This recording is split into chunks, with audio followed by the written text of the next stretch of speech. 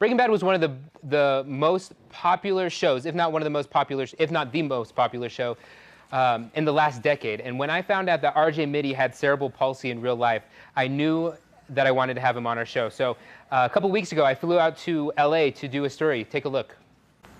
I'm RJ Mitte, and this segment is brought to you by the Elks Lodge of New Mexico. If you move to Los Angeles and you don't go to school, you don't join a gang, and you don't act, you got no business being here, unless you're from here. My name's RJ Mitte. I'm an actor and philanthropist. I started acting to meet kids my own age, and that set me down this path. Like, I didn't think about cerebral palsy. For me, that wasn't even a thought. No, I had people that would tell me that I could do anything, and I had people that told me that I could do nothing.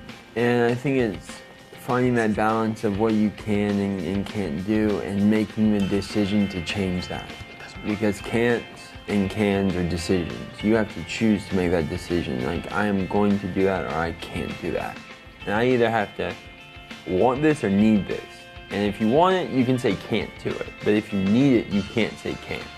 Growing up, my mother's side had a farm in North Louisiana, and my father's side had a ranch in South Texas. And I always grew up traveling and moving. So working on Breaking Bad was probably the most stable my life has ever been. And so that was my whole teenage life. I spent in Albuquerque and made my friends and relationships and loves, and it was sad to have to let all of that go, because I had to kind of, when the show was done, just let go of that life. New Mexico is probably one of the most beautiful states I've been to. You know, they don't call it the land of entrapment for nothing. Because, man, once you're there, you're there. They trap you. You're not leaving. I didn't have a dream to be an actor. I had ambitions, but not the ambitions I have now. I think as a whole on discrimination of disabilities, and kind of we're in a time of intolerance, it's really hard in the disability community to find your community, because a lot of times they lump you in with everyone, or you get segregated into a group, and then you get trapped. I find I need other kids with cerebral palsy so they can see that leveling and that growth.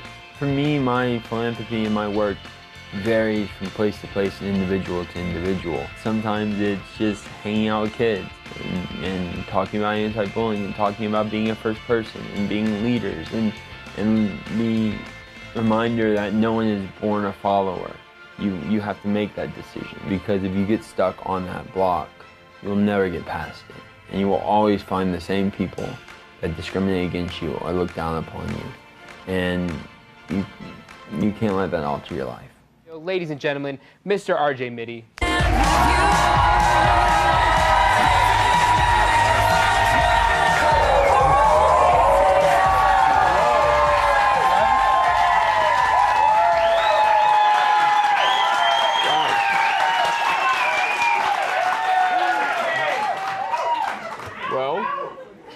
They never cheer for me. They did. They cheered really loud, but this is for you, man. This is awesome to have you on. It's a pleasure to be here. Thank you so much. Thank you all. Yeah.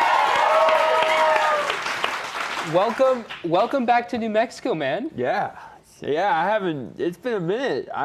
Sadly, I haven't been back to Albuquerque. I've been to New Mexico, but I haven't been to Albuquerque since Breaking Bad. Since I signed out and called it. Those were my last days, and it's good to be back. Dude, that's awesome. Yeah, when I picked up RJ from the airport earlier today, and he was like, yeah, that was like my old house, and that was where I used to like film this scene, and it was so awesome to see you be excited back. Little memory lane. You know, it's weird. It's weird. Like, I had such a big relationship with the state and the city, where my life was here. Everything that I knew in my life was here. And as you heard in that video, I kind of had to give it up, because I was based in LA. I wasn't based in Albuquerque. I came here for the show, and this became my home. It became my friends and my family and the people that I loved. And I'm still in touch with everyone, but it was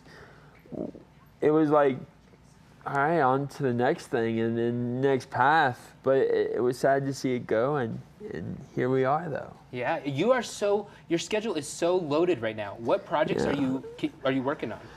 Free ones. No, I have a couple of good projects. I'm on a new show for Stars called Now Apocalypse. Yeah. Oh man. Not for kids. Not for kids. Not for kids. Not PG. Like at all. If you thought Breaking Bad was a children's show, this is rated R. That's hilarious. But I'm very happy with that. It's on streaming on Stars. You can watch all 10 episodes. I'm in the later episodes. I have a new show coming out, or a movie coming out to Bentonville Film Festival. It's going to be circulating around a few film festivals. It's called Carol of the Bells. We have 75% disabled crew and cast. Really? Yes. What's it about? It's about a guy with kind of PTSD from his childhood, where he was in a car accident when he was 5, and he's kind of carried that with him. And from that car accident, he found out he was adopted, and finds out his mother has Down syndrome. And he's kind of been harboring all this stuff towards his adopted parents and this thing, and he kind of realizes that he can't just harbor them towards her. She had a reason. She gave a reason, and it's him kind of processing it. And like, I got a wife that's pregnant and a 5-year-old kid. It was the weirdest thing having this dude come up to me and call me daddy. I'm like, usually girls say that, but